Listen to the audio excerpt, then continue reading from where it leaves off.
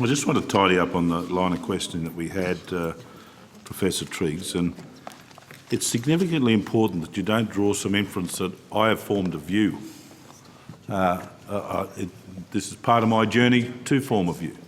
But you almost alluded to the fact that you accept that a view has been formed by some in relation to your decision, particularly the timing of your decision to conduct the inquiry. In the break, I took a little bit of time to deal with the figures, because this goes to the, and this ought to be a final opportunity for me to ask you, and not your final, but an opportunity for you to respond again. From when your appointment commenced, the number of people in detention went up from 7,600 to 10,000 in your first year. By July, they'd gone up by, about 30%. But the children had gone up from 1,111 to 1,992. So that's not quite 100%, but a very significant increase. And by the time you call the inquiry, the number of people in detention overall is down by 43%, and the number of children is down by 50%, based on the July figure, not any other figure, based on the 12-month anniversary of your appointment. What trigger were you looking for as these numbers went up horrendously over that 12 months? What trigger were you looking for? What was in your mind as you determined when you might determine this inquiry? There was no trigger. The reality was that I wanted to call an inquiry, and I could not call that inquiry as we approached caretaker mode. It was simply inadvisable to do so. So what did you regard as, were you aware of the election date on the 30th of July? Was that public? The fact that an election was imminent had been announced by the Prime Minister in, I think, about March, so we knew it was going to be very soon, and we didn't know of course we didn't know exactly when. Sure. And tell me again why that influenced you. Why would that influence you? Why, as this independent body beyond and above politics, why would that be of concern to you? Why wouldn't, if the need was there, why not hold the inquiry?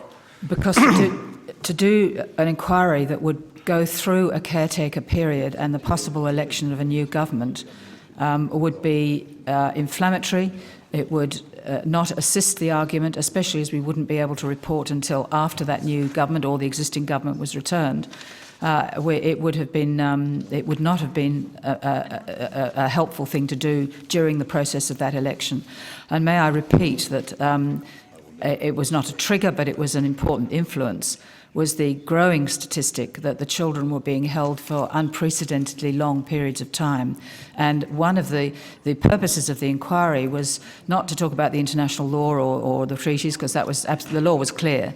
It was to look at the mental health and physical health of the children. And we knew from existing scholarly research, medical research, that the longer the children were held, the greater the impact on their physical and mental health. So when the statistics, it became clearer and clearer from the department's own data that the children were being held for longer and longer periods, that urgency grew. So by February, we really wanted to hold the inquiry. So if you've made your mind up sort of around July, your mind's set, well, it was earlier than that, actually. All right. Anyway. So then this concern you had in relation to the duration of the children in detention had to do with children held in detention under the previous government, not under this government. Mm-hmm.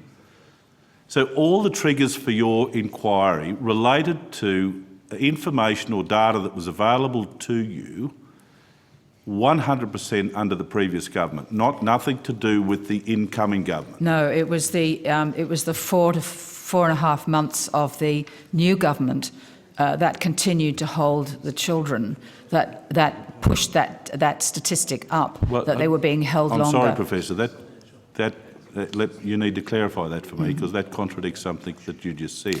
No. Well, let me put back to you. You'll have a chance to challenge it. I asked you, in fact, had you made your mind up to do the inquiry by the 30th of July, which was your previous testimony. You indicated it was some months before that you'd made your mind up to hold this inquiry. So you're committed to a particular course, the timing of which you choose to announce in the February, and we've heard from you on that issue. But as early as February in 2013, you've made your mind up to hold an inquiry on the basis of these lengthening detention periods of children who are in detention. No? No. No, right. Let's just crystallise. Had you made your mind up to hold an inquiry by the February of 2013, which is your evidence earlier? Well, that's when I held the inquiry. No. When I called it. No, you held the inquiry in 2014. I asked you about... well, as early as I'd been in my position then for about 6 or 7 months. We had decided in the Commission that we would hold an inquiry as a follow-up, a 10-year follow-up of the 2004 inquiry. Let's hold that point. So that puts your decision and that of the Commission around about the Christmas of 12-13, correct? No, I'd say it was more like February, March. We were pretty much deciding that. Tomato. Let's go with February. That's my favourite date. That's when I arrived here. So around about the February, you'd made your mind up to hold an inquiry. And that related, did it not? So you've made your mind up in the February. We don't have an election till the September. But can I please explain that it was a follow-up to be in 2014, which was the 10-year anniversary of the first report. No, but with respect... Which was to be conducted this year. Professor, I don't want to make this difficult. I'm truly trying to search myself to understand the due process here, and each question takes me further away from understanding that. We've now got a situation where you've indicated in your testimony before this committee that as early as the February of 2013, you had decided to hold an inquiry. Full stop. Matters continue to deteriorate. We've seen the numbers. We've accepted the numbers have gone up by 40% or something under your administration. Nothing to do with you. I'm saying the term of your administration. Yet it's another full year before you announce the inquiry after a change of government. The point I'm drawing on is if you've made your mind up in the February, then it is no longer valid to hold that an imminent election is the thing that prevents you from executing your decision to hold an inquiry. I mean, this is becoming of concern to me because before we had a proximity issue of dates, now we've got an entire year from when you have established you're going to do it until when you do it, thereby invalidating, I say, your excuse about the pending election. Well, with respect, it's not an excuse. It was a genuine analysis of when it would be appropriate. The intention was never to hold the inquiry in 2013. The intention was to hold the inquiry in 2014, which was the 10-year anniversary of the first inquiry on that issue. I didn't want to hold or call it immediately with the new government coming into power for a very good reason, and that was that government had expressed to me that they would change the policy in some respects that were important, and therefore I thought it was at least appropriate to give the new government some months to change its policy.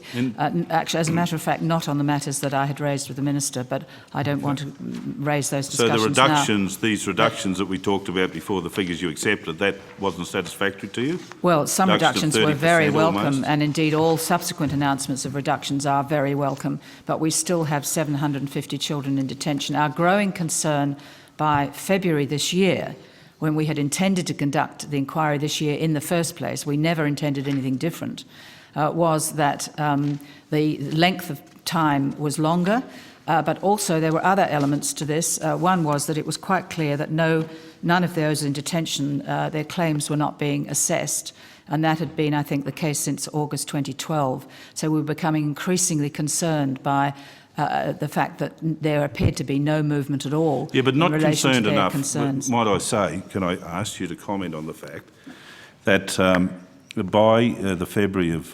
2013, you are concerned. seriously concerned, enough to form the view that an inquiry was required. And on your own testimony, that had to do with the length, in part at least, I'm sure there were other considerations, of the length of detention of children. That was only relevant when we knew what the length of detention was. So by February, from the departmental figures, we realised that the period of detention was growing, and that was 2014. Yeah, but that evidence wasn't available before that.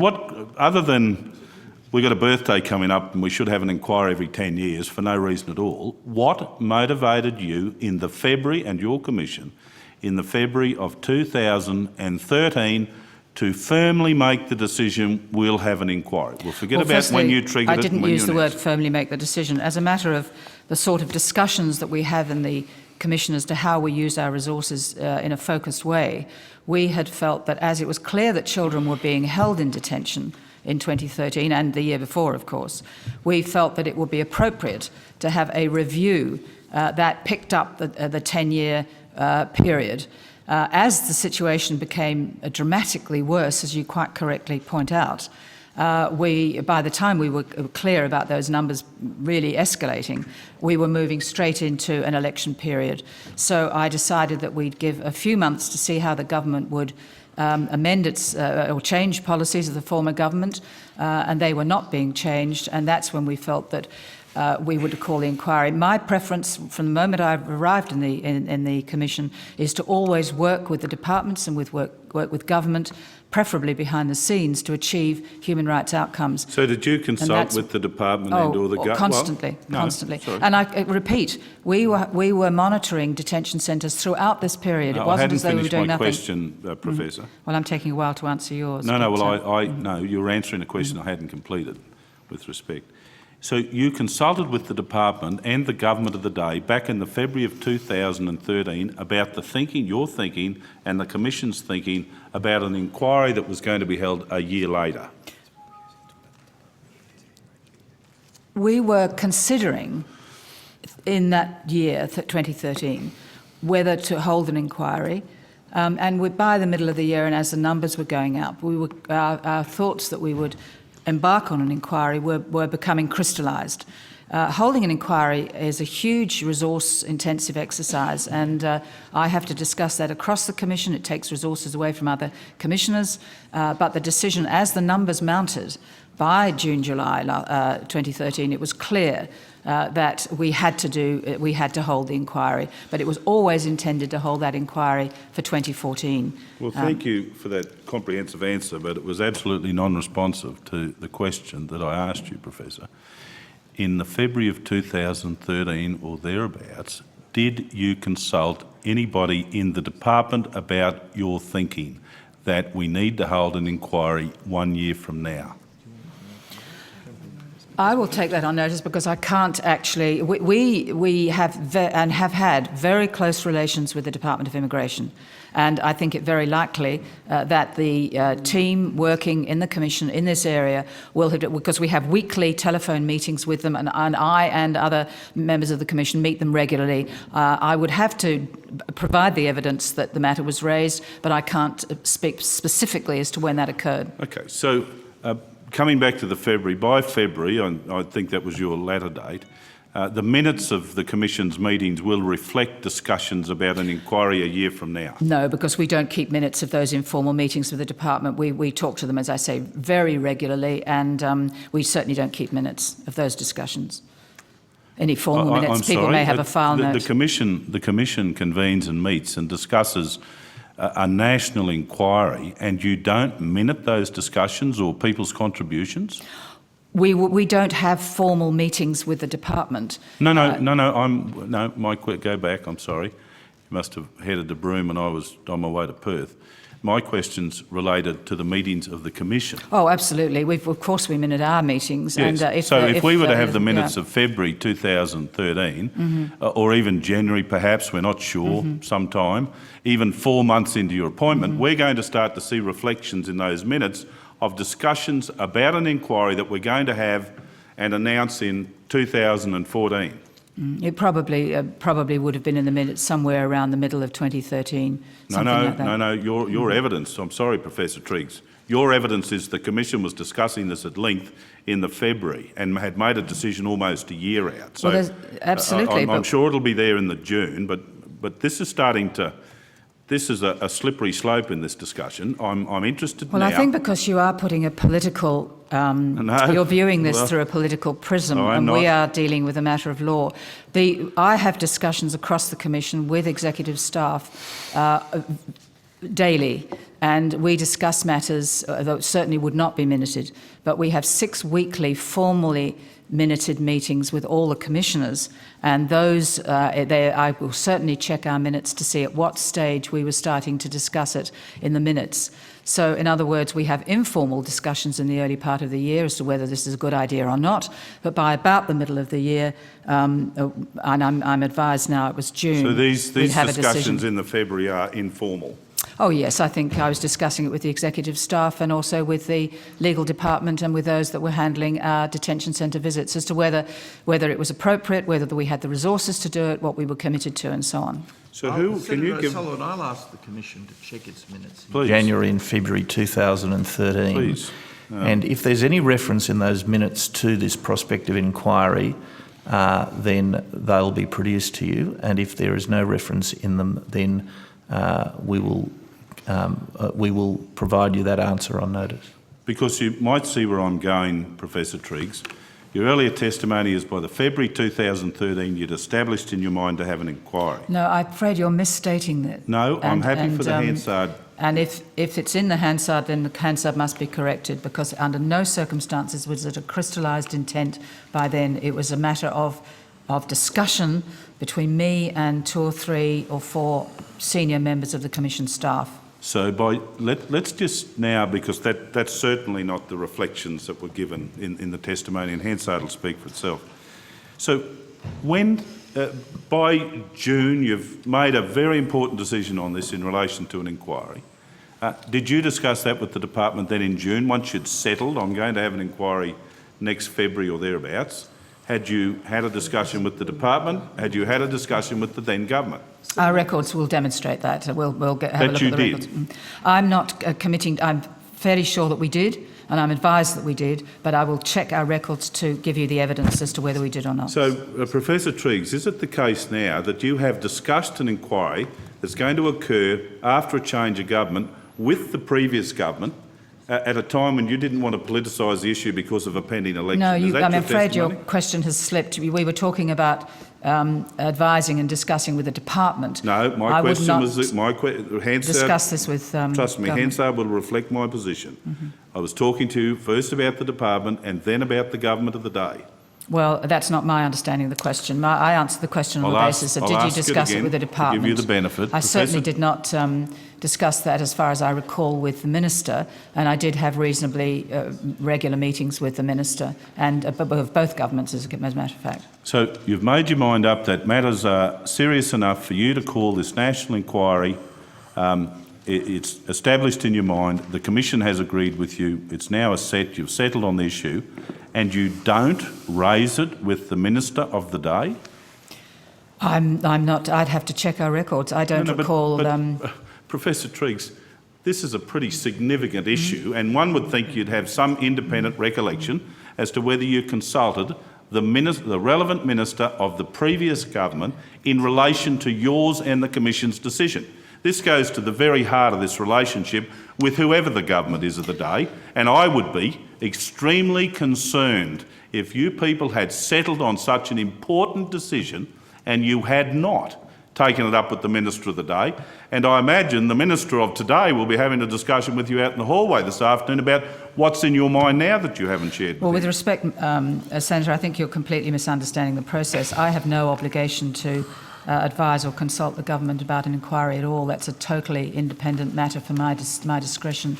So whether I did or did not is absolutely irrelevant. No, but the question here is whether you did, and your inability to answer the question, Professor Well, Triggs. because I talk to the Minister regularly, as I'm sure he will attest, quite regularly. And if I had, at that point in time, decided to hold an inquiry, I'm certain I would have advised him of that. But those are meetings at which minutes are not held. But I would certainly have evidence of my own minutes, so I can give you whatever I had. But I can assure you that with those regular meetings with the Minister, and there were at least 2 that I was dealing with at the time, but I met them regularly, and once any decision was made to hold an inquiry, I would have immediately told the Minister. Let me close it out so I don't badger you, and I'll draw a line under the June, because I want to go back to February. You introduced February, not me. In June... I don't believe I did, Senator, but we can go... The Hansard will reflect that I did not invent February. It was your reference. I said about that period. I don't think I'm being precise. I cannot... It was early in the year. Exactly when it was, I don't know, and I will have to check Well, then do you stand by your testimony earlier that about 4 months into your term you started to think about this inquiry? A few months into my term, I was doing it, and I'd also then, I think, had my first visit to Christmas Island and conducted it. My 4 months is more favourable to you than your few months, which I interpret as 3 months. Can you just... Well, that's... look, I am saying to you that when I arrived and took up my job in August in 2012, we were aware of the continuing high numbers of children being held. Yes. It was a matter of great concern to me and my colleagues. Yes. It was suggested to me that maybe we should have an inquiry to coincide with the 2004 yes. report, and we had several discussions. Those discussions would have taken place within a few months, 2, 3, 4 months of my arriving, and went through into the middle of the following year as the numbers kept on rising. So we've got from when the concerns are in your mind and your consulting colleagues, this needs to be done, you announce it 18 months later. Is that correct? No. Well, help me again. You said your appointment was in 2012. Within a few months, you were concerned about that. That puts me in November. You okay with that? No. Your few months? No. So what's your few months? We discussed it between my arrival in August and around June. They were informal discussions as to whether this was a wise use of resources, whether it was wise in light of government policy changing, whether we could add to the debate in a useful way, what evidence we could adduce and so on. These were all matters that we discussed in the Commission. Okay, so let me just put a line under the June thing, if I might. I think we're agreed that by the June your mind had settled on the inquiry. Your colleagues will confirm, the Commission will confirm that you'd been talking about for 8 or 9 months and you'd settled on it. Yet you cannot recall whether you did or you did not have a conversation with a Labor minister indicating that you would commence an inquiry after the change of government or after the election. You can't remember. It's a simple question. The answer is that I'm not answering the question. My discussions with the Minister are private. Are you serious, Professor Triggs? I'm telling you now, this is a credibility issue. The Minister has advised me that those conversations are private, and he's been very determined with both. All ministers are quite clear with me that when I discuss what we're doing, they're private. Excuse me, point of order. Yes, thank you, Chair. Can I respectfully point out to Senator O'Sullivan that his behaviour at the moment is verging on badgering a witness? Well, I'm not sure that that's a point of order, but I'm paying particular attention. If you think that I'm pursuing, if that's code for firm pursuit of trying to clarify what's been a very untidy passage of evidence, then I'm guilty. I don't think there's a point of order, Senator O'Sullivan. So, is it your testimony, though, that you discussed it with the department by the June of 2013? Around that time, it was discussed with the department. Usually, in my case, the secretary, but others within the Commission would have discussed it with other members of the department. All right. That being the case, Professor Triggs, would you not have accepted then? I imagine that you didn't put a caveat of confidentiality on the department when you spoke to them about your decision. Not to the department, no. But there is with the Minister. Yeah. Would you? No, I accept that. But would it not follow that after you've had discussions and they were at a high level in the department? I usually speak to the secretary. Okay. You would assume, would you not, that the secretary would have then had a conversation with the Minister? I don't make any assumptions of that kind. Well, Senator, that might be at an appropriate time. Mr Moriartis has been trying to attract my attention some time ago. I've been following the discussion. Just for the sake of Hansard, the reference to the department is not to the Attorney General's department, it's to the Department of Immigration and Border Protection, so that's understood. Yeah, I'm sorry, I should have clarified that. I would have thought that myself.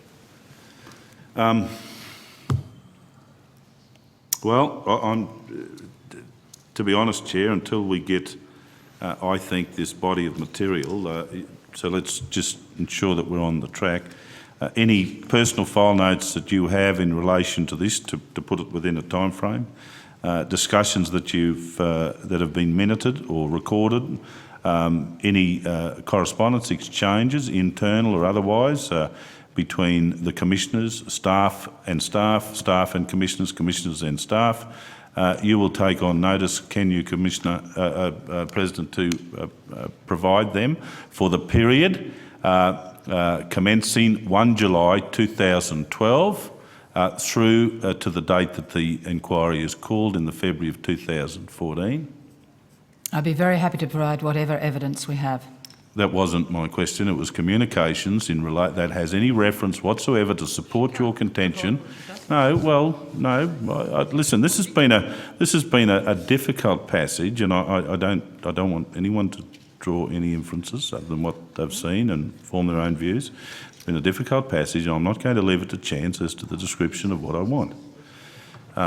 This would be anything that would support your assertions in relation, particularly with respect to dates, and would include any correspondence between your commission and any government agency, not just the Department of Immigration or the Attorney General's, that has any reference whatsoever, even remotely, in pencil. I don't really care, so that we can establish now, after this litany of questioning, what date in your mind you formed a view to hold an inquiry at another time, being, we now know, February of 2014. Senator O'Sullivan, can I just clarify, please? You've said correspondence or communications.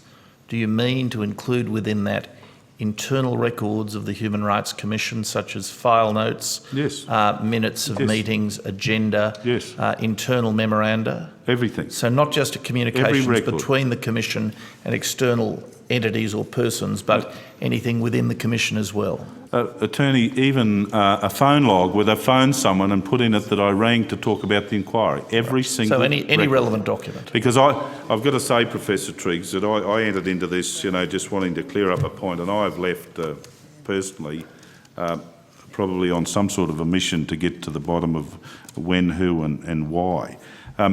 Can you tell me now, and I don't care in what particular order, who, from your very first recollection of having a discussion with anybody, Fred, Mary, Jim, about your intentions to hold an inquiry, or your consideration of that? But if anyone else...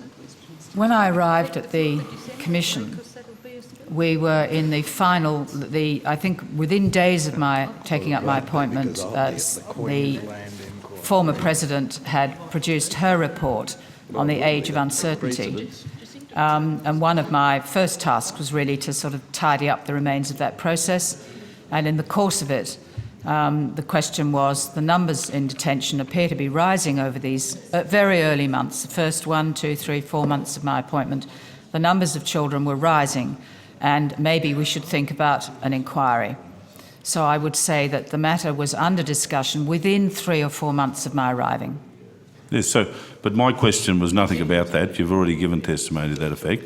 I'm asking you for your first earliest memory, and then anyone you spoke to from that time forward, about the idea in your mind.